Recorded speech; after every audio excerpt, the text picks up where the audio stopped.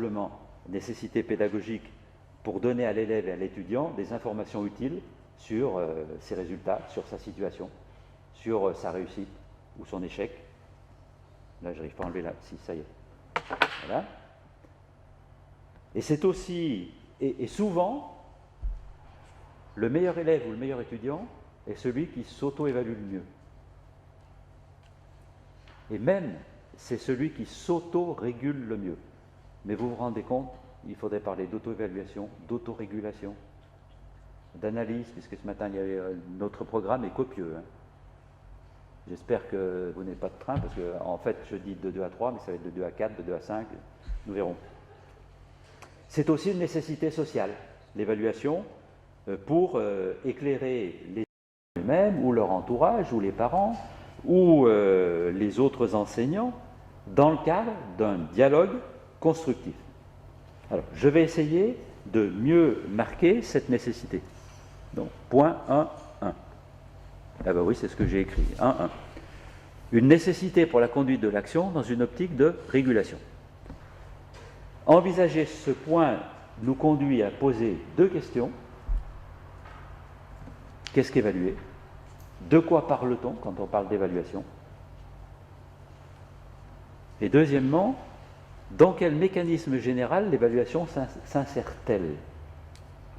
Alors, j'ai là derrière la tête, ici, l'idée que l'acte d'évaluation s'insère dans une démarche ou un mécanisme plus général. C'est la raison pour laquelle je vais commencer par l'explicitation de ce mécanisme général, avant même et afin même de pouvoir répondre à la question, mais qu'est-ce qu'évaluer? Ça va? Jusque-là?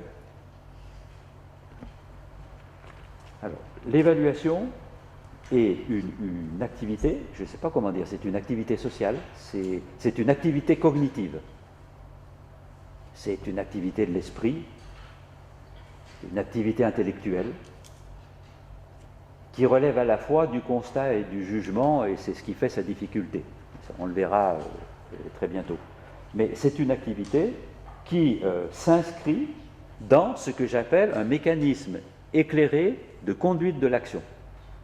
Alors, cette façon d'analyser les choses, ce modèle, privilégie 3 notions plus une. Alors, j'aurais pu dire 4, pourquoi dire 3 notions plus une? C'est 3 notions plus une. Il y a la notion de but, la notion d'information en retour ou feedback. Rassurez-vous, moi je maîtrise très mal l'anglais. C'est ma limite, hein. C'est pourquoi maintenant j'abandonne, parce que pour réussir ces études, il faut maîtriser l'anglais. Même les conférences faites par des Français sont faites en anglais, voilà.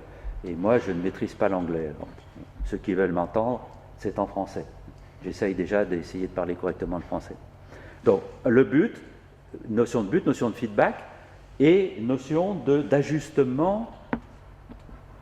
Ah, ben je peux faire comme ça, hein. Voilà, ajustement, adaptation. Alors, pour comprendre ça, c'est très simple. Nous allons imaginer Charles Hadji qui est venu ici ce matin avec sa voiture. Opel Meriva, 6 chevaux. Bon, qu'est-ce que je fais en conduisant? J'essaye d'abord d'échapper aux camions qui prennent feu sur l'autoroute, qui obscurcissent la voie, on ne sait plus où on est, on ne sait plus que faire, tout le monde met son warning et on respire des choses un peu bizarres. Je me dis, si je raconte un peu n'importe quoi, c'est peut-être l'effet de ce que j'ai respiré ce matin sur l'autoroute entre Grenoble et Lyon. Je ne sais pas ce qu'ils nous ont fait respirer. Hein. Et franchement, j'ai eu peur, parce que qu'est-ce qu'on peut faire? On ne peut pas faire demi-tour, on ne peut rien faire. Donc attendre que ça se passe et attendre 5 à 10 minutes. Le camion, finalement, est parti sur un parking. Voilà.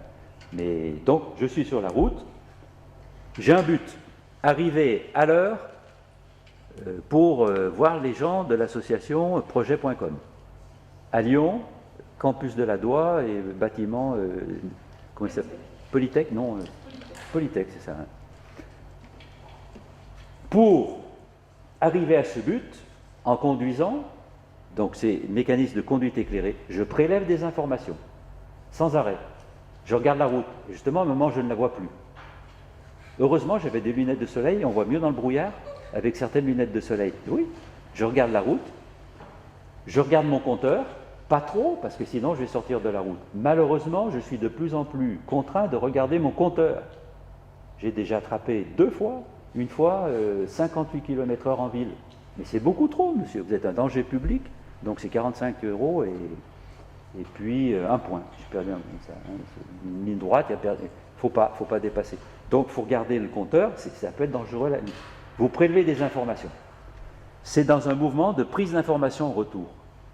Et je suis un sujet actif. C'est la 4e notion. Il y a un sujet actif. Ce sujet actif, c'est l'étudiant qui a ou qui n'a pas de projet. C'est l'enseignant qui présente un cours en amphi. C'est le responsable de l'association qui voudrait faire évoluer les choses pour ce qui concerne l'engagement des étudiants dans un projet. C'est donc l'enseignant, son parent, voilà, hein, des sujets actifs. Chacun d'entre nous en tant que sujet actif est engagé dans un champ d'activité où il espère tendre vers un but. Pour y arriver, il prélève des informations en retour sur sa situation et en fonction de ces informations, il adapte son comportement à l'action. C'est le 3e mouvement, ajustement. Qu'est-ce que je fais? Je bouge le volant, je change de vitesse, je rétrograde, je mets mon warning. Voilà, toutes des actions d'adaptation. Le drame est que, j'allais dire, mesdames, messieurs, le drame est que l'évaluation ne se réduit pas à cela. Donc c'est un mécanisme de conduite éclairée de l'action, mais quand on évalue, non seulement on se prononce, évaluer c'est se prononcer sur l'acceptabilité d'une situation. Est-ce que ma situation est acceptable? Exemple, pendant que je conduis, oui, parce que je suis toujours sur la route, toujours vivant, toujours à droite, sur la route, hein, et je suis dans les temps. Ma situation est acceptable. Il y a une acceptabilité de fait qui relève d'un constat. Mais quand on évalue, en même temps, on dit « et c'est bien d'être là ». Et on pense qu'il vaut mieux être là sur la route que chez soi à dormir. Ou il vaut mieux être là en train d'essayer de construire un projet d'études, un projet professionnel, qu'à côté, dans la masse, la moitié des étudiants, puisque vous touchez à peu près la moitié des universités, si j'ai bien compris, qui n'ont pas choisi de lancer ces actions et dont les étudiants ne se préoccupent pas trop de savoir si leur projet est bon, s'ils sont inscrits dans un projet ou non, etc. Donc on pense qu'il vaut mieux être là qu'ailleurs. Et à la limite, on pense qu'il vaut mieux être celui qui conduit bien que celui qui ne conduit pas bien. Il vaut mieux être celui qui a un projet que celui qui n'en a pas. Il vaut mieux être celui qui est dans une université d'excellence que celui qui n'est pas dans cette université.